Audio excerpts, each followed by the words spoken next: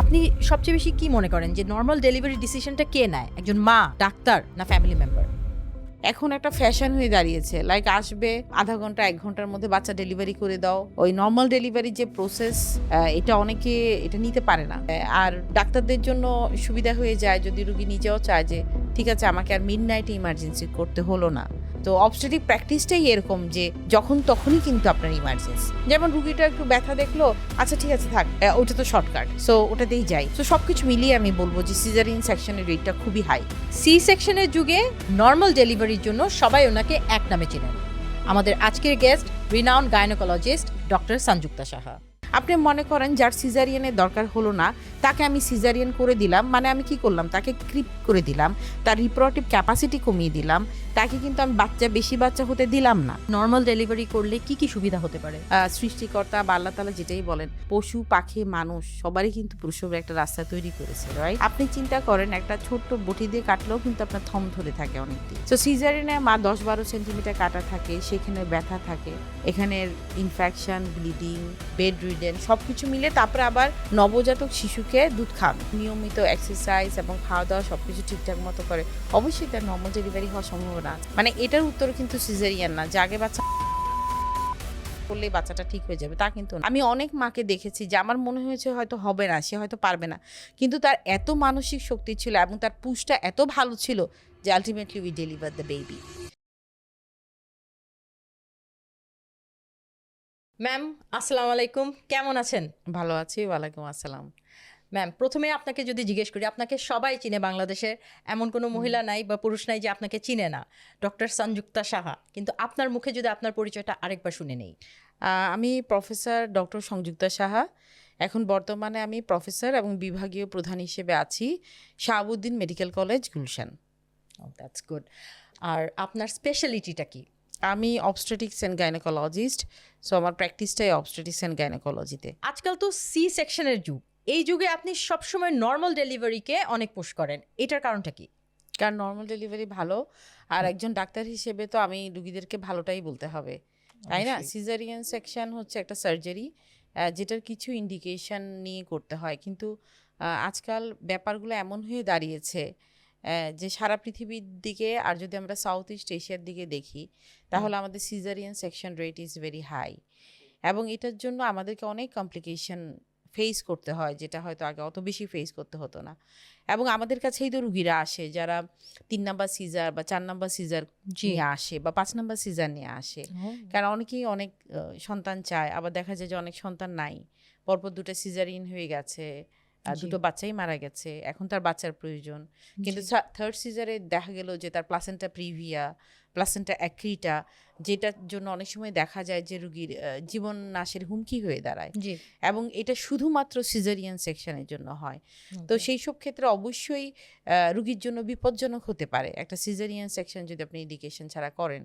তো সেই জন্যই নর্মাল ডেলিভারির জন্য বলতে হয়, কারণ একজন ডাক্তার হিসেবেই তো আমাকে বলতে হবে যে ওই রুগীর জন্য, ওই রুগীর অবস্থার ক্ষেত্রে কোনটা তার জন্য সবচেয়ে জাস্টিফাইড ট্রিটমেন্ট হবে। তো আপনাকে যদি আমি জিজ্ঞেস করি, এই পর্যন্ত আপনি কয়টা নর্মাল ডেলিভারি করেছেন? আপনি কি- অগণিত, অসংখ্য, হ্যাঁ, অবশ্যই। অসংখ্য। আচ্ছা, তো আপনি তো একটু বললেন আমাদেরকে যে বাংলাদেশে সি সেকশনের রেটটা অনেক বেশি। সো ওয়েস্টার্ন কান্ট্রিজের তুলনায় এই রেটটা বাড়ার পিছনে মেইন কারণটা কি? এইটা অ্যাকচুয়ালি মাল্টিফ্যাক্টরিয়াল, লাইক অনেকগুলা কারণ। আপনার এখানে রুগী নিজে, হসপিটাল কর্তৃপক্ষ, সিস্টেম, যে ডাক্তারের কাছে সেবা নিচ্ছেন, সব কিছু মিলিয়ে অ্যাকচুয়ালি এই রেটটা অনেক বেশি হাই। আপনি ওয়েস্টার্ন ওয়ার্ল্ডে দেখলে ওখানে অনেক রেগুলেশন মধ্যে দিয়ে চলতে হয়, আপনাকে জবাবদিহিতার ব্যাপার আছে অনেক কিছু, সেটা ক্লিনিক কর্তৃপক্ষ হোক বা রুগী হোক নিজে অথবা ডাক্তার হোক, অনেক জবাবদিহিতা, অনেক এভিডেন্স বেসড প্র্যাকটিস করতে হয়, যেখানে হচ্ছে কি যে আপনার সুবিধা যেটা হয় সেটা করব, যেটা রুগীর জন্য বা ডাক্তার জন্য বা ক্লিনিকের জন্য সেই ধরনের কোনো সুযোগ নেই। ওকে। সেই জন্যই ওখানে সিজারিয়ান সেকশন রেটটা অনেক কম, এবং এটা রুগীরাও অ্যাডাপ্ট করে, কারণ রুগীরা অ্যাকচুয়ালি নিজেরাও অনেক পড়াশোনা করে এবং নিজেরাও দেখে যে সত্যি না নর্মাল ডেলিভারিটাই তার জন্য ভালো। আচ্ছা, সেটাই। কিন্তু এখানে রুগীদেরও সচেতনতা খুবই প্রয়োজন আমি বলবো। এখানে নেই বলতে গেলে, যেটা আমাদের রুগীদের সচেতনতা খুবই কম। লাইক কম। এখন একটা ফ্যাশন হয়ে দাঁড়িয়েছে, লাইক আসবে হুম। আধা ঘন্টা 1 ঘন্টার মধ্যে বাচ্চা ডেলিভারি করে দাও। ওই হুম। নর্মাল ডেলিভারি যে প্রসেস, এটা অনেকে এটা নিতে পারে না, জি জি জি। ফ্যামিলিরাও নিতে পারে না, ক্লিনিক কর্তৃপক্ষরা তো অনেকে এটা এনকারেজ করতে পারে না, যেহেতু একটা ফাইন্যান্সিয়াল ব্যাপারও থাকে এটার জি জি মধ্যে। জি অবশ্যই। আর ডাক্তারদের জন্য সুবিধা হয়ে যায় যদি রুগী নিজেও চায় যে ঠিক আছে আমাকে আর মিডনাইটে ইমার্জেন্সি করতে হলো না, যেটা হচ্ছে অবস্টেটিক প্র্যাকটিসের একটা বিরাট ড্রব্যাক, যে আপনাকে মিডনাইটে বা যে কোনো সময়, আপনার শুক্রবার শনিবার বলে কোনো কথা নেই, ঈদ পূজা বলে কোনো কথা নাই, কোনো হলিডেজ নাই। আচ্ছা। তো অবস্টেটিক প্র্যাকটিসটাই এরকম যে যখন তখনই কিন্তু আপনার ইমার্জেন্সি। তো এই জিনিস সব কিছু মিলিয়ে কিন্তু অ্যাকচুয়ালি সংখ্যাটা অনেক বেশি। আচ্ছা। একটা ডাক্তার করতে চাইলে একটা রুগী করে ফেললো তাও কিন্তু না, মানে সব কিছু মিলিয়ে আসে। যেমন রুগীটা একটু ব্যথা দেখলো, আচ্ছা ঠিক আছে থাক, ওটা তো শর্টকাট, সো ওটাতেই যাই। সো সব কিছু মিলিয়ে আমি বলবো যে সিজারিয়ান সেকশনের রেটটা খুবই হাই। জি অবশ্যই। আর নর্মাল ডেলিভারির এই যে এই ডিসিশনটার পিছনে অনেক কিছু থাকে, পেইন থাকে, ফ্যামিলি ধরেন বুঝতেছে না অনেক কিছু, হাজবেন্ডের সাপোর্ট নাই। আপনি সবচেয়ে বেশি কি মনে করেন যে নর্মাল ডেলিভারি ডিসিশনটা কে নেয়, একজন মা, ডাক্তার না ফ্যামিলি মেম্বার? সবচেয়ে প্রথমে ডাক্তার। ডাক্তার নেয়। হ্যাঁ, ডাক্তার তাকে যদি যদি রুগীটা, আমাদের সবচেয়ে প্রথমে যেটা ড্রব্যাক হচ্ছে রুগীরা অ্যান্টিনেটাল চেক আপেই আসে না।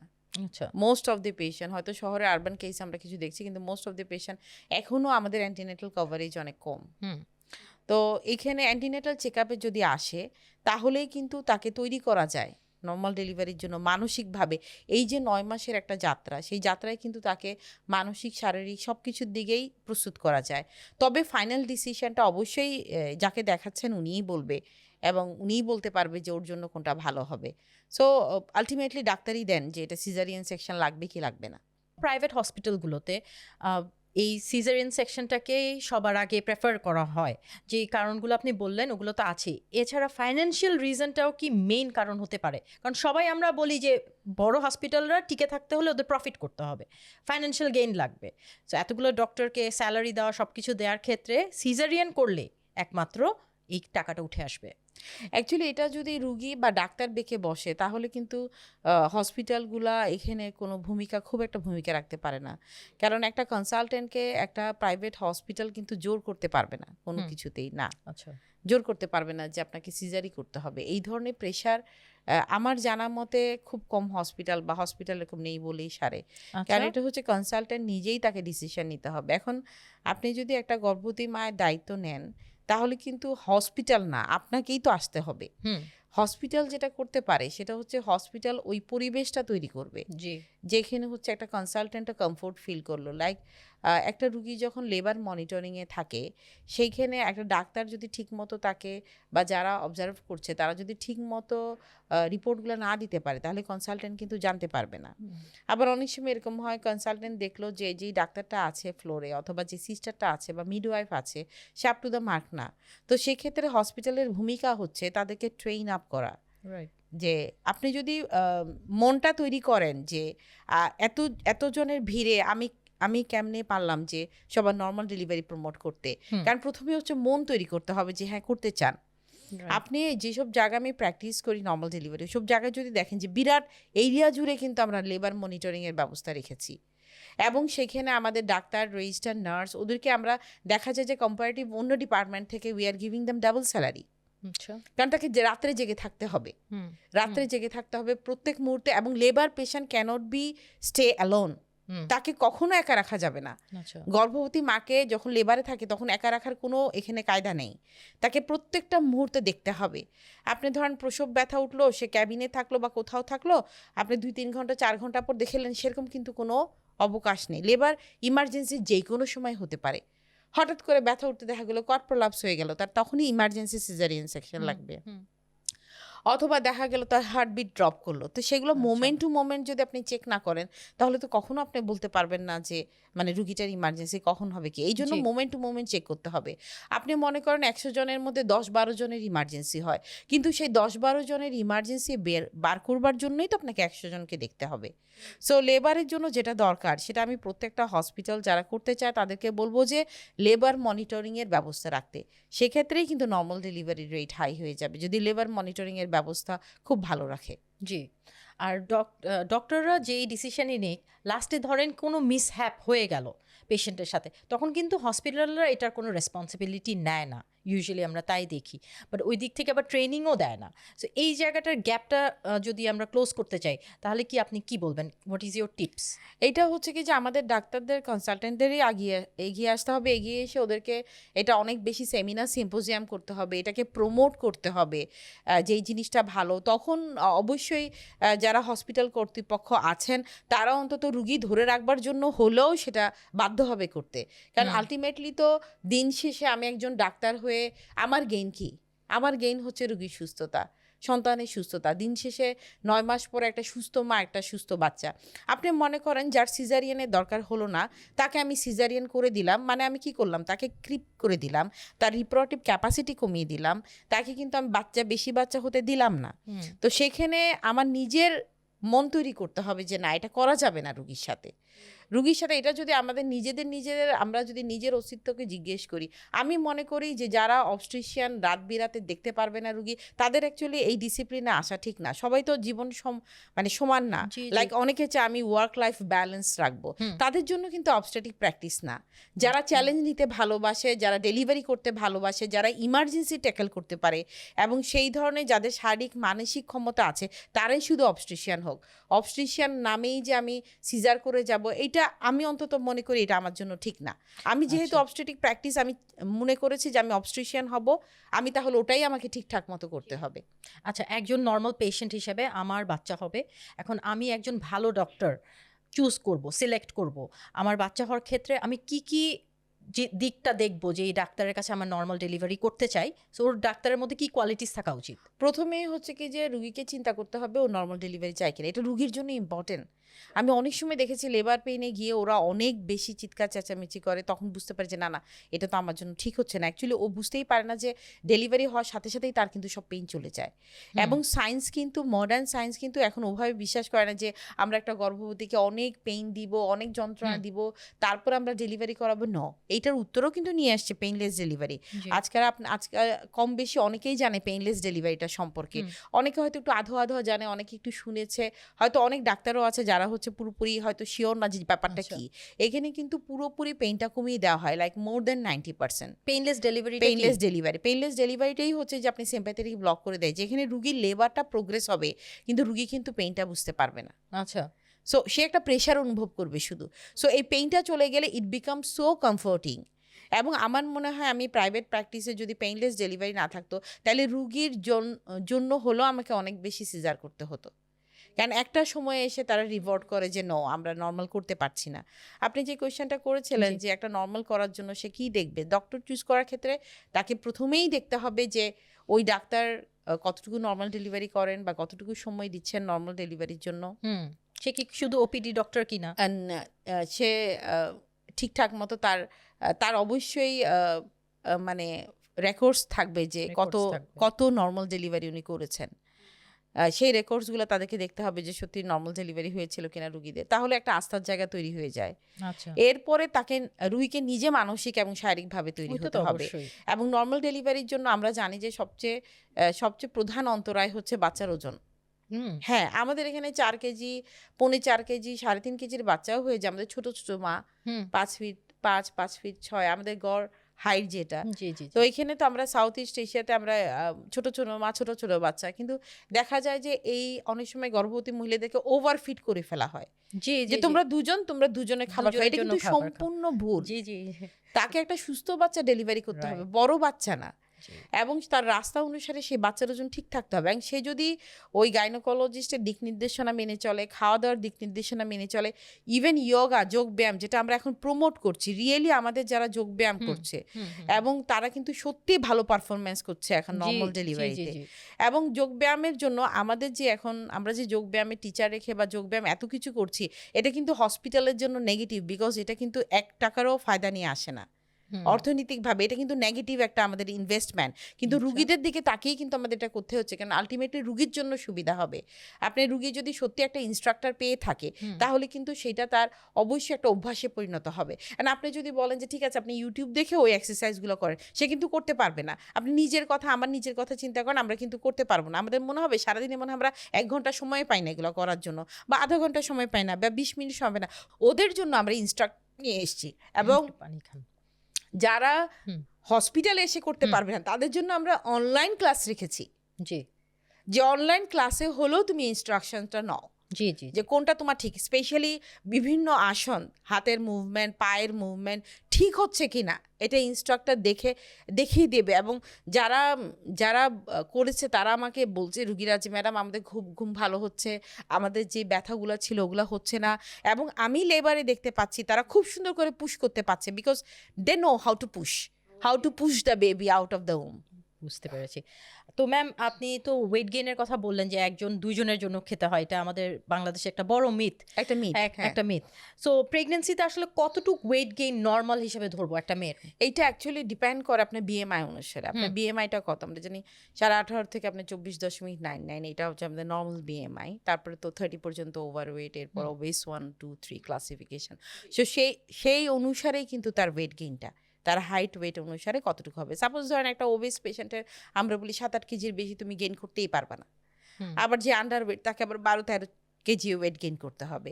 সো এভাবে তার বিএমআই অনুসারে, তার গঠন অনুসারে যেটা তার আইডিয়াল ওয়েট গেইন করার কথা সেটাই তাকে গেইন করতে হবে। আচ্ছা আচ্ছা, সেই ক্ষেত্রে নর্মাল ডেলিভারির ক্ষেত্রে একটা মেয়ের প্রেগনেন্সির শুরু হওয়ার আগে থেকেই কি প্রিপারেশন নেওয়া উচিত, না প্রেগনেন্সির পরেও সে প্রিপারেশনটা নিতে পারে যে নর্মাল ডেলিভারি করার জন্য? প্রেগনেন্সির আগে থেকেই সে প্রিপারেশনটা শুরু করতে পারে। আচ্ছা। সাপোজ ধরেন সে ওবেস, ওভারওয়েট, তাহলে তো তার ওয়েট ঝরিয়ে নিতে হবে তাকে। আচ্ছা, so that is very important. তারপর হচ্ছে কি যে আপনি ধরেন ওর কিছু এন্ডোক্রাইন প্রবলেম থাকতে পারে, ও ডায়াবেটিস থাকতে পারে, ও হাইপারথাইরয়েড থাকতে পারে। তো সেই সব ক্ষেত্রে আপনি নর্মাল ডেলিভারির জন্য তো অবশ্যই একটা সুস্থ বাচ্চা জন্ম দিতে হবে। এখন আপনি যদি কোমরবিডিটিগুলো আপনার থাকে, আপনি হাইপোথাইরয়েড হয়ে রইলেন, আপনি জানলেনই না, আপনি খুব প্রেশার হাই, আপনি প্রেশারের দিকে তাকালেনই না, তাহলে অবশ্যই ইমার্জেন্সি তৈরি হবে, বাচ্চা তো খারাপ হয়ে যাবে। তখন তো আপনি সিজার করা ছাড়া কোনো গতি থাকবে না। তো এই জন্য আপনার সুস্থ বাচ্চা তৈরি করার জন্য কোমরবিডিটিগুলো যেগুলো আসবে প্রেগনেন্সির সাথে, আপনি প্রেশার বলেন, ডায়াবেটিস বলেন, থাইরয়েড বলেন, সবগুলো খুব সুন্দরভাবে মেনটেন করলেই কিন্তু দিন শেষে একটা সুস্থ বাচ্চা সে আশা করতে পারে।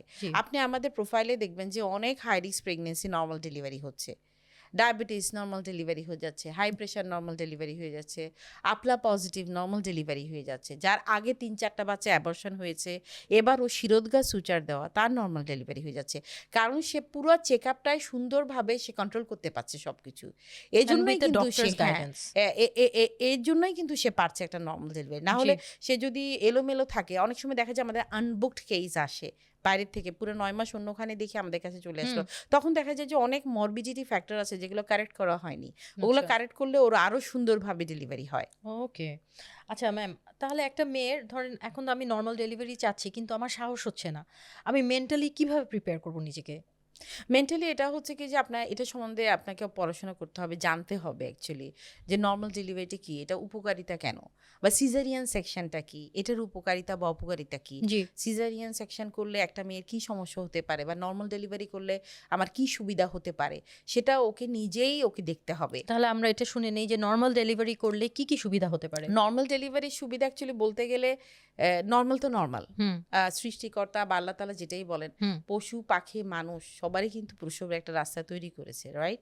এবং সেটাই তো নর্মাল, রাইট? নর্মাল আমরা কখন বলি? যখন বেশিরভাগ মানুষের ক্ষেত্রে হয়, সেটাই তো নর্মাল।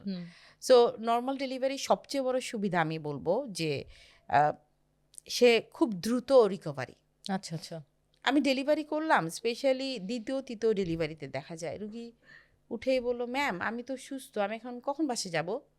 আচ্ছা and that gives us a positive feedback to do more and more delivery, right. আর একটা সিজারিয়ান মা যেহেতু তার 10-12 সেন্টিমিটার একটা কাট থাকে তার উম্বে, আপনি চিন্তা করেন একটা ছোট্ট বটি দিয়ে কাটলেও কিন্তু আপনার থম ধরে থাকে অনেক দিন। সো সিজারিয়ানে মা 10-12 সেন্টিমিটার কাটা থাকে, সেখানে ব্যথা থাকে, এখানের ইনফেকশন, ব্লিডিং, বেড রিডেন সব কিছু মিলে তারপরে আবার নবজাতক শিশুকে দুধ খাওয়ানো, হ্যাঁ, যেটা হচ্ছে প্রথম মাদের জন্য অনেক চ্যালেঞ্জিং। জি জি জি। তো সেই সব কিছু মিলে সে কিন্তু অনেক অসুস্থ থাকে। তখন দেখা যায় ব্রেস্ট ফিডিং হ্যাম্পার হচ্ছে, বাচ্চার হ্যাম্পার হচ্ছে, মিল্ক অনেক সময় দেখা প্রোডাকশন যায় আসে যে না, হ্যাঁ এটাও কি যে রিজন হতে পারে? মিল অ্যাকচুয়ালি মিল ফ্লো হয়, কিন্তু আপনি তো ঠিকঠাক মতো আপনাকে সেটা ফিট করতে হবে বাচ্চাকে। মানে নর্মাল ডেলিভারিতে কি মিল্ক প্রোডাকশনটা বেশি আসে সি সেকশনের থেকে? নর্মাল সব সমানে আসে, কিন্তু নর্মাল ডেলিভারিতে মা সুন্দরভাবে বসে সুন্দরভাবে সময় দিয়ে খাওয়াতে পারে, আচ্ছা, সে তো অসুস্থ থাকে না। কিন্তু সিজারিয়ান সেকশনে তো একটা অপারেশনের রুগী, জি জি সে জি। তো অসুস্থ থাকে, তার শারীরিক সুস্থ হলেই তো সে আরেকটা জায়গায় মনোযোগ দিতে পারবে। জি জি এখন জি। আমাদের এখানে আগের অনেক সিজারিয়ান মা আসছে যারা নর্মাল ডেলিভারি করতে চায়। এমনও আছে যে একটা সিজার হয়েছে, পরপর 4টা বাচ্চা আমাদের কাছে নর্মাল হয়েছে, এবং ওদের ভাষ্য হচ্ছে যে রিকভারি, স্পেশালি ওদের হাজব্যান্ডরা বলে আকাশ পাতাল তফাৎ। এবং সে বাসায় যাচ্ছে, ঘরের কাজ দেখতে পাচ্ছে, রেখদেখ করতে পারছে, তাকে ধরে ধরে বাথরুমে নিতে হচ্ছে না, তার জন্য আরেকজনকে বসিয়ে রাখতে হচ্ছে না, খাওয়া দাওয়া সব কিছু। সো অ্যাকচুয়ালি রিকভারের দিক থেকে বেস্ট আমি বলবো, মায়ের দিক থেকে বেস্ট। নর্মাল ডেলিভারি সিজারের মধ্যে আমি বলবো যত সিজার করবেন ততই কমপ্লিকেশন, আর আচ্ছা নর্মাল ডেলিভারি যত হবে তত মার জন্য সহজ। ইভেন আমরা বলি তৃতীয় চতুর্থ নর্মাল ডেলিভারিতে তো সে বাসাই করতে পারে, এত সহজ হয়ে যায়। আচ্ছা, 2টা সিজারিয়ান সেকশন হয়ে গেছে, এরপরে আরো 2 বছর পরে আমার বাচ্চা হবে, তাহলে কি আমি নর্মাল ডেলিভারি করতে পারবো? এটা ডিপেন্ড করে অ্যাকচুয়ালি। প্রথম সিজারের পরে আমরা বলি ভিভ্যাক, ভেজিনাল বার্থ আফটার সিজারিয়ান, এটার রেট হচ্ছে 75% পুরো ওয়ার্ল্ড জুড়ে, এবং আমাদের কাছেও কিন্তু সেম। কিন্তু প্রিভিয়াস 2 সিজারে নর্মাল ডেলিভারির চান্স অনেক কম থাকে, লাইক 50%-এর মধ্যে চলে আসে, 40-50%-এর মধ্যে চলে। এর মধ্যে তাদেরই হবে, সাপোজ ধরেন আগে সিজার করতে গিয়ে সে লেবার পেনে গেছিল, আচ্ছা। তার 4-5 সেন্টিমিটার হয়ে গেছে, কিন্তু কোনো এক কারণে তার সিজার হয়ে গেছে, তারা কিন্তু আবার লেবার পেইনে গিয়ে নর্মাল ডেলিভারি হতে পারে। ও ওয়াও। সো এটা ডিপেন্ড করে অনেক কিছু, লাইক আচ্ছা। তার বাচ্চার পজিশন, তার হুম আগের অবস্ট্রেটিক হিস্ট্রি, হুম। কোথায় অপারেশনটা হয়েছে, অপারেশনের স্কার থিকনেসটা ভালো আছে কিনা, এবারে পজিশন ঠিক আছে কিনা, প্লাসেন্টা ঠিক আছে কিনা। সো অনেকগুলো ফ্যাক্টর যেগুলো দেখার পর বোঝা যায় যে তার চান্স কতটুকু, আমরা চান্সের কথাই বলবো। জি। আচ্ছা, নর্মাল ডেলিভারি থেকে কোনো রিস্ক ফ্যাক্টর থাকে কিনা? সি সেকশনে তো থাকে। হ্যাঁ, নর্মাল ডেলিভারিতে রিস্ক ফ্যাক্টর হচ্ছে কি যে যারা হাই রিস্ক মাদার, এখানে লো রিস্ক মাদার আর হাই রিস্ক মাদার আছে। যাদের লো রিস্ক ফ্যাক্টর লাইক প্রেগনেন্সিতে তার অন্য কোনো কোমরবিডিটি নাই, তো তখন সে অবশ্যই একটা মিডওয়াইফ ক্লিনিকে ডেলিভারি করতে পারে, বাসায় মিডওয়াইফ রেখে ডেলিভারি করতে পারে, কিন্তু সেটা কিন্তু নির্ধারণ করবে তার অবস্ট্রিশিয়ান হুম। যখন অ্যান্টিনেটাল চেক আপে থাকবে। আর হাই রিস্ক পেশেন্টগুলোতে তো অবশ্যই তাকে কনসালটেন্ট লেডেন হসপিটালেই কাজ করতে হবে। Okay. কিন্তু এখানে রিস্ক হচ্ছে কি যে ওই ধাত্রী, মিডওয়াইফ বা ডাক্তার যারাই ওটা কন্ডাক্ট করে থাকেন না কেন, তারা প্লাসেন্টা ডেলিভারি করতে সিদ্ধহস্ত কিনা, বাচ্চাটা রিসাসিটেট করার জন্য কোনো মানুষ আছে কিনা সাথে। অনেক সময় দেখা যায় সব কিছু ভালো, ডেলিভারি হওয়ার পর বাচ্চা কাঁদছে না মুহূর্তে, ও, তো এটা হচ্ছে গোল্ডেন মোমেন্ট যে তখনই, কারণ সিজারিয়ান সেকশন একটা আপনার ইলেকটিভ টাইমে হচ্ছে, সব কিছু রেডি করে আপনি করছেন, বাচ্চার doctor, anaesthesia, everybody is there. Normal delivery রাত 3টা 4টা, ভোর 6টা, ঈদের দিন, পুজোর দিন, হুম অনেক অনেক সময় হুম। হচ্ছে। তো সেই সময় যেখানে ডেলিভারি করছেন সেখানে এই ধরনের দক্ষ প্রশিক্ষণপ্রাপ্ত লোক আছে কিনা, আচ্ছা। বা প্লাসেন্টা ডেলিভারি হয়ে গেলে এখন হিউজ ব্লিডিং হচ্ছে, হুম।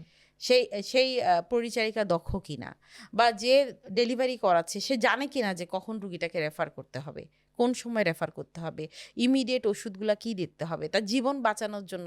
হঠাৎ করে কনভালশন হয়ে গেল, খিঁচুনি হয়ে গেল, এই সময় কোন ওষুধটা দিলে রুগীর জন্য ভালো হবে, এই ধরনের কিছু ট্রেনিং তাদের দরকার আছে। তাহলে এই যে হসপিটাল চুজ করার ক্ষেত্রে আমি নর্মাল ডেলিভারি করতে চাই, তাহলে আমি কি দেখবো, একটা হসপিটালে কি কি থাকা উচিত? একটা হসপিটালে যেটা আমরা বলেছিলাম যে লেবার মনিটরিং, এছাড়া হচ্ছে কি যে তাদের 24 ঘন্টা ওটি সিস্টেম আছে কিনা, লাইক 24 ঘন্টায় কি অ্যানেস্থেটিক পাওয়া যায় কিনা, 24 ঘন্টা ওটি অ্যাভেলেবল কিনা।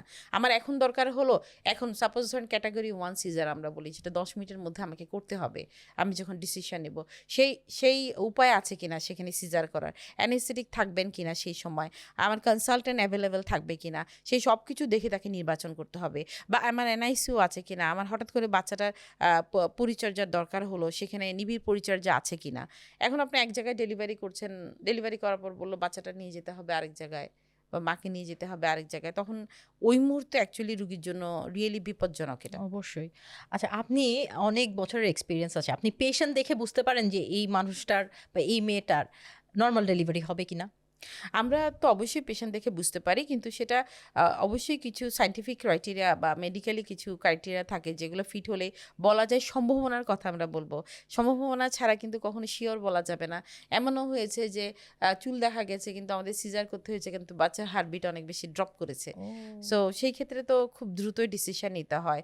বাট অ্যাকচুয়ালি যখন চেক আপে থাকে বা লেবারে থাকে তখন মোটামুটি বলা যায় যে এটা নর্মাল হওয়ার সম্ভাবনা কতটুকু। আচ্ছা, প্রেগনেন্সিতে অনেক সময় জেস্টেশনাল ডায়াবেটিস হয়, ওদের কি নর্মাল ডেলিভারি হয়? হ্যাঁ, আমাদের এখানে অফুরন্ত তো হচ্ছে, এবং পৃথিবীর কোথাও এরকম নাই যে ডায়াবেটিস হলে আপনার সিজারিয়ান লাগবে। আমি যেটা বললাম, সে যদি ওয়েল কন্ট্রোল ডায়াবেটিস থাকে, অনেকে তো জানেই না যে টার্গেটটা কী।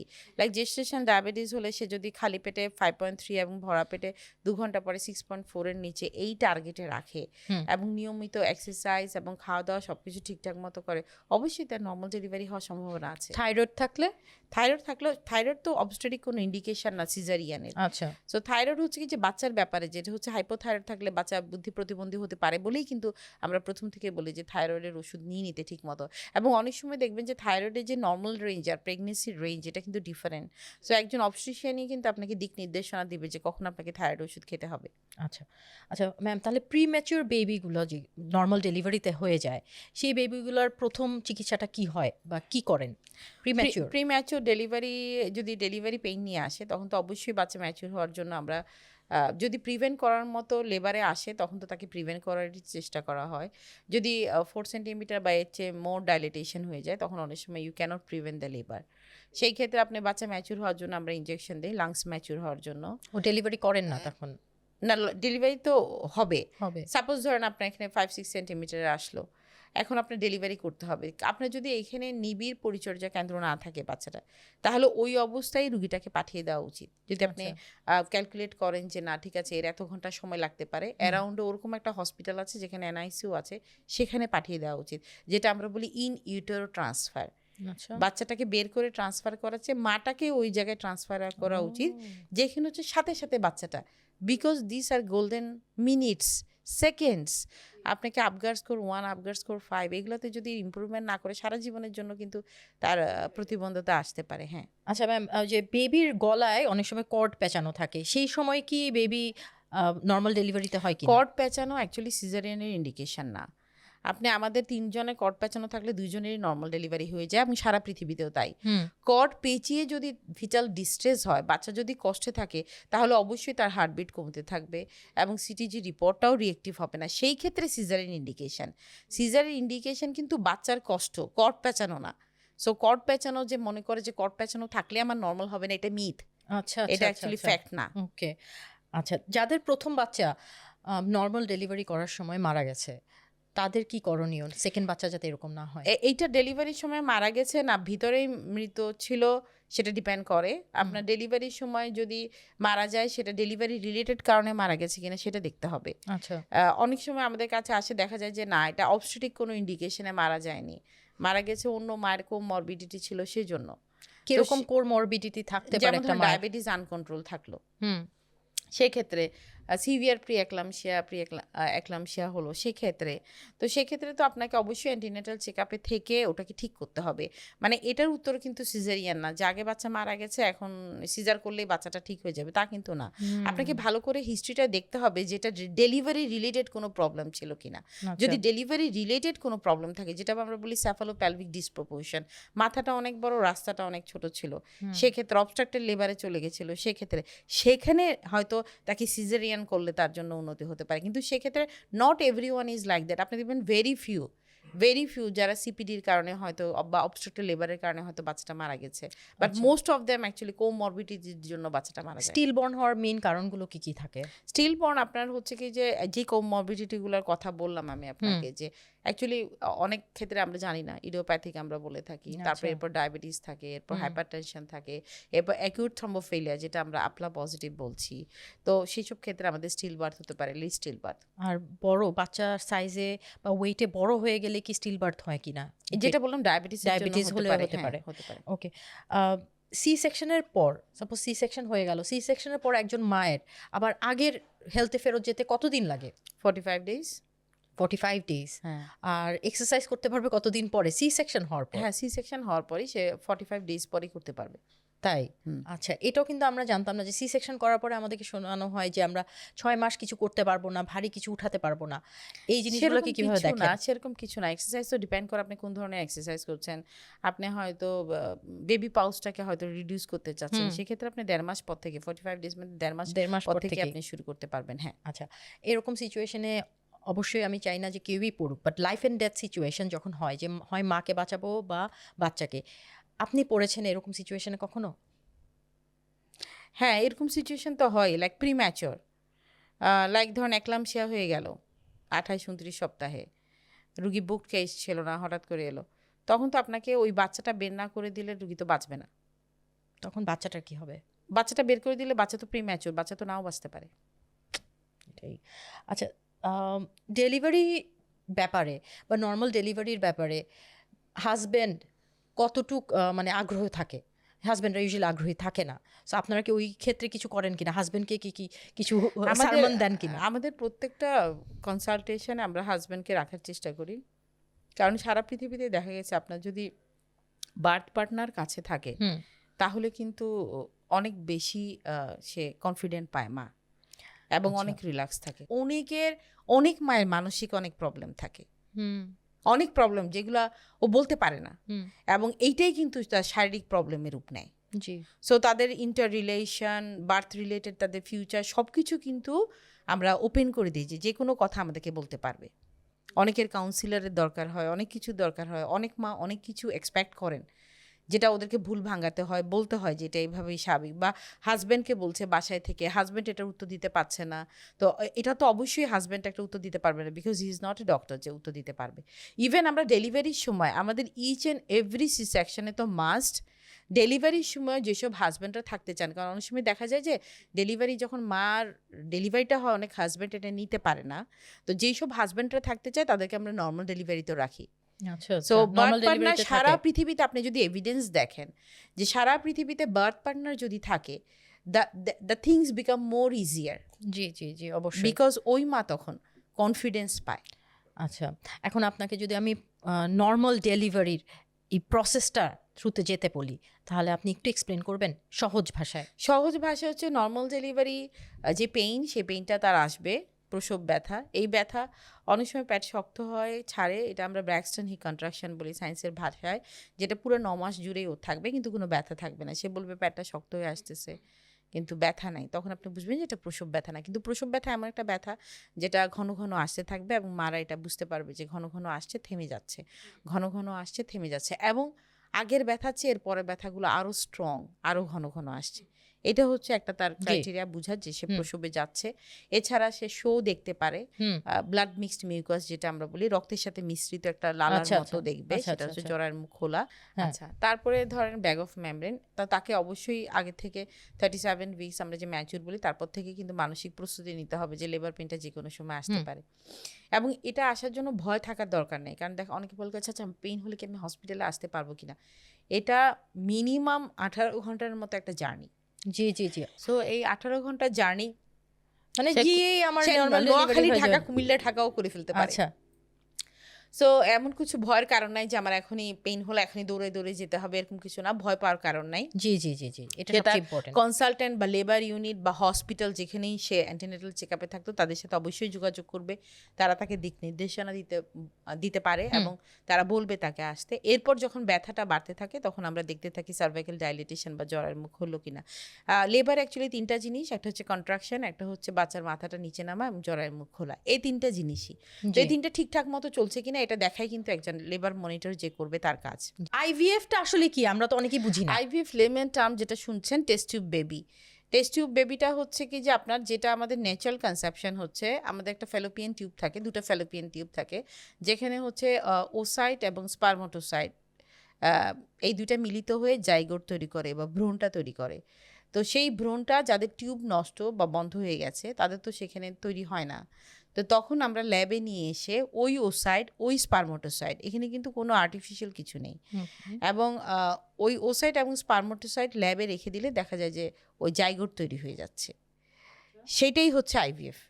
সো ওই জাইগোটটাকে আবার মায়ের গর্ভাশয়ে প্রতিস্থাপন করা, ওকে, যেটা হচ্ছে এমব্রায়ো ট্রান্সফার। আচ্ছা এবং এভাবেই কিন্তু বাচ্চাটা মায়ের গর্ভেই বড় হচ্ছে এবং ও। 8-10টা নর্মাল বাচ্চার মতোই কিন্তু গ্রো করতে থাকে। সো আচ্ছা। অনলি ডিফারেন্স হচ্ছে কি যে এটা ফ্যালোপিয়ান টিউবে জাইগোটটা তৈরি না হয়ে জাইগোটটা আপনার ল্যাবে তৈরি হলো, ল্যাবে তৈরি এবং হচ্ছে। এখান থেকেই নাম কিন্তু টেস্ট টিউব। জি আচ্ছা। সো ম্যাম, এখানে আপনি কি আইভিএফ নিয়ে কোনো কাজ করেন কিনা? হ্যাঁ, আমরা রিসেন্টলি জি। আমাদের নিজস্ব আইভিএফ সেন্টার খুলছি। জি সো অ্যাকচুয়ালি অনেক বছর আগে আমি যখন অবস্ট্রিশিয়ান হিসেবে আমার ট্রেনিং কমপ্লিট করিনি, তার আগে আমি কিন্তু আইভিএফ এর ট্রেনিং কমপ্লিট করেছিলাম। কিন্তু অ্যাকচুয়ালি আইভিএফটা শুধুমাত্র গাইনোকোলজিস্টদের না, এটা ডিপেন্ড করে একজন ভালো এমব্রিওলজিস্টের উপর, আচ্ছা, পরিবেশের উপর, অনেক কিছুর উপরে নির্ভর করে। কত কস্ট হয় এটার? এটা সাধারণত 2.5 থেকে 3.5 লাখ টাকার মধ্যে থাকে। আচ্ছা, এই okay. কস্টটা এমনই থাকে। কোন এইজের মহিলারা বেশি নিতে পারবে এটা? না, অ্যাকচুয়ালি এটা no age is like that indicated আচ্ছা। না যে এই এজের মহিলাদেরই আইভিএফ নিতে হবে। ওকে, আইভিএফ যার টিউব ব্লক হয়ে আছে, বন্ধ হয়ে আছে, 22 বছরে ডায়াগনোস পারে। হয়েছে, তারও তো আইভিএফ লাগতে পারে। ওয়াও। তো এটা এমন কিছু না। আচ্ছা, অনেক মেয়েরা আজকাল তো মডার্ন ইকোনমি সবকিছুর জন্য ওরাও কাজ করছে, টাইম পাচ্ছে না বাচ্চা নেওয়ার। সো এগ ফ্রিজিং এর কি কোনো ইয়ে আছে নাকি? অবশ্যই, হ্যাঁ, ফ্রিজিং করা যায় বাংলাদেশে? এগ ফ্রিজিং করা যায়, কোনো কোনো সেন্টারে করছে এগ ফ্রিজিং। এবং অনেকে শুধু মডার্নের জন্য না, অনেকে আছে যে এন্ডোমেট্রোসিস রোগ ধরা পড়েছে, চকলেসিস ধরা পড়েছে, এবং সে ইমিডিয়েটলি হয়তো বিয়ে করার জন্য তৈরি না, বা বিয়ে করার উপযুক্ত সময় হয়নি তার, সেই ক্ষেত্রে সে ফ্রিজ করতে পারে, বিকজ সময় যেতে যেতে তার এমএইচটা, তার ওভারিয়ান রিজার্ভটা ড্রপ করতে পারে। জি। তো সেই ক্ষেত্রে অবশ্যই সেই ধরনের মানে সায়েন্স হ্যাজ এভরি আনসার নাও। জি, আমি ম্যাম। বলবো যে এখন ইনফার্টিলিটি চিকিৎসা অনেক ভালো। হুম। তো এই জন্যই ইনফার্টিলিটি চিকিৎসা, আগে যারা ভাবতো না যে কোনোদিন বাচ্চার মা হতে পারবো, তারা এখন ভাবতে পারে, কিন্তু এটার জন্য তাকে অবশ্যই ফার্টিলিটি স্পেশালিস্টের কাছে যেতে হবে। আপনি নর্মাল গাইনোকোলজিস্ট অবস্ট্রিশিয়ানের কাছে গেলে কিন্তু সে একটা ভালো দিক নির্দেশনা নাও পেতে পারে। তো আচ্ছা। তাকে দেখতে হবে যারা ফার্টিলিটি স্পেশালিস্ট, যারা ফার্টিলিটি চিকিৎসা দিচ্ছে, তাদের কাছে যেতে হবে, হুম, হুম। এবং তাদের কাছে গিয়েই তার সে দিক নির্দেশনা পাবে যে তার কি করা উচিত এখন। আচ্ছা, লাস্টলি ম্যাম আপনাকে একটা প্রশ্নই করব, প্রেগন্যান্ট মারা যারা আপনার এই শোটা, আমাদের শোটা দেখছে, তাদের জন্য 5টা টিপস দিবেন তারা কিভাবে হেলদি থাকতে পারে এবং নর্মাল ডেলিভারির দিকে যেতে পারে। প্রথম হচ্ছে কি যে মানসিক প্রস্তুতি। তাকে মানসিক প্রস্তুতি নিতে হবে যে হ্যাঁ আমি করব। আমি অনেক মাকে দেখেছি যে আমার মনে হয়েছে হয়তো হবে না, সে হয়তো পারবে না, কিন্তু তার এত মানসিক শক্তি ছিল এবং তার পুশটা এত ভালো ছিল যে ultimately we deliver the baby. So তার মানসিক প্রস্তুতি, শারীরিক প্রস্তুতির মধ্যে আমি বললাম যে সে যদি আন্ডারওয়েট থাকে তাকে ওয়েট গেইন করতে হবে, সে যদি ওভারওয়েট থাকে তাকে ওয়েট লস করতে হবে, তারপর তার যদি কোমরবিডিটি কিছু থাকে সেগুলো ঠিকঠাক করে নিতে হবে, সে যদি ভ্যাকসিনেটেড না হয়ে থাকে তাহলে তাকে ভ্যাকসিনেটেড হতে হবে। এরপরে যখন অ্যান্টিনেটাল চেক আপে সে ঢুকবে তাকে অবশ্যই আগে থেকে একজন ডক্টরকে নির্বাচন করতে হবে, যেই ডাক্তার অনেক বেশি করে নর্মাল ডেলিভারি করাচ্ছেন। সে যদি নর্মাল ডেলিভারি করতে চায় অবশ্যই তাকে দেখাতে হবে। দেখানোর পরে তারপরে সে দেখাতে দেখাতে 9 মাসের মধ্যে একটা পাইপলাইন অবশ্যই পেয়ে যাবে। ট্রুথ অর মিথ আমরা যদি খেলি আপনার সাথে, পিসিওএস মানে কি ফিউচারে মা হতে পারবে না? এটা কি No. ট্রুথ নাকি এটা মিথ। এটা মিথ? ওকে। একবার সি সেকশন হলে পরে নর্মাল ডেলিভারি পসিবল না? মিথ। নর্মাল ডেলিভারি সবসময় সি সেকশনের থেকে সেফ? সব সময় না, বাট বেশিরভাগ ক্ষেত্রেই নিরাপদ। আইভিএফ বা টেস্ট টিউব বেবি হলে বাচ্চারা উইক হয়? মিথ। মিথ। বার্থ কন্ট্রোল পিল খেলে ফিউচারে ইনফার্টিলিটি হয়? মিথ। প্রেগনেন্সিতে ইটিং ফর 2 দরকার নাই? ট্রু। ওকে। লেট ম্যারেজ মানেই প্রেগনেন্সি রিস্কি বা ইম্পসিবল? প্রেগনেন্সি রিস্কিও না, আবার ইম্পসিবলও না। এটা ডিপেন্ড করে ওভারঅল, লাইক তার Okay. ফ্যাক্টর কি, এইজ কি, সব কিছুর উপর। প্রেগনেন্সিতে এক্সারসাইজ করলে মিসক্যারেজ হয়? মিথ। প্রেগনেন্সিতে ইন্টারকোর্স করলে মিসক্যারেজ হয়? মিথ। আরেকটা জিনিসের কথা না বললেই নয়, আমাদের অনেক মায়েরা আছেন যারা হচ্ছে গাইনি অ্যাস্থেটিক সম্পর্কে জানেন না। এই দিকটা আমরা শীঘ্রই বলতে যাব। গাইনি অ্যাস্থেটিক এমন একটা জায়গা যে অনেকে দেখা গেল যে আগের মতো সহবাসে শান্তি পাচ্ছেন না, অথবা জায়গাটা বরং মনে হচ্ছে, অথবা জায়গাটা নষ্ট হয়ে গেছে, বিশ্রী ভাব, অথবা সে মনে করছে যে তার স্যাটিসফ্যাকশনটা আপ টু দ্য মার্ক না। এদের সব কিছুর জন্য কিন্তু গাইনি অ্যাস্থেটিক নিয়ে এসছে আনসার। এবং অনেক লেজার আছে, পিআরপি ট্রিটমেন্ট আছে, অনেক ধরনের ট্রিটমেন্ট আছে যেখানে আপনার ফিডব্যাকগুলো অনেক ভালো, এবং আমরা যেগুলো বলি যে ধরেন বার্থ হওয়ার পর, চাইল্ড বার্থ হওয়ার পরে বা প্রেগনেন্সির পরে অনেক ধরনের মার্কিং থাকে শরীরে, যেগুলো অনেকে পছন্দ করছে না, নিজেকে বিউটিফিকেশন করতে চান। It's not only face, you need your intimate part to be beautiful as well. So তাদের জন্য অবশ্যই গাইনি অ্যাস্থেটিক, আমি বলবো গাইনি অ্যাস্থেটিকের উপর আপনারা জানবেন এবং দেখবেন যে অনেক ভালোভাবে, অনেক সুন্দরভাবে আপনি থাকতে পাচ্ছেন। That's so nice. সো ইনশাল্লাহ আপনার সাথে তো আবার যদি কখনো পডকাস্ট করতে পারি, আরও অনেক প্রশ্ন ছিল আমি করতে পারিনি। থ্যাংক ইউ সো মাচ, আপনি আসছেন, আমরা অনেক খুশি হয়েছি। আর আপনার থেকে অনেক কিছু জানতে পারলাম। নর্মাল ডেলিভারি যারা করতে চায় তারা অবশ্যই আপনার সাথে কনসাল্ট করতে পারে। And I hope normal delivery রেটটাই যাতে বেশি বাড়ে, সি সেকশনের রেটটা যাতে কমে যায়। আমরা এটা আশা করি। জি, থ্যাংক ইউ, ধন্যবাদ। Thank you so much for watching the full video. আমার এই এপিসোডটি যদি আপনার ভালো লাগে, আমার চ্যানেলটি ঘুরে দেখতে পারেন। এরকম ইনফরমেটিভ আর ইন্টারেস্টিং পডকাস্ট কিন্তু আমার চ্যানেলে পেয়ে যাবেন। চ্যানেলটি সাবস্ক্রাইব করতে ভুলবেন না এবং আমার সাথেও থাকতে ভুলবেন না। Thank you.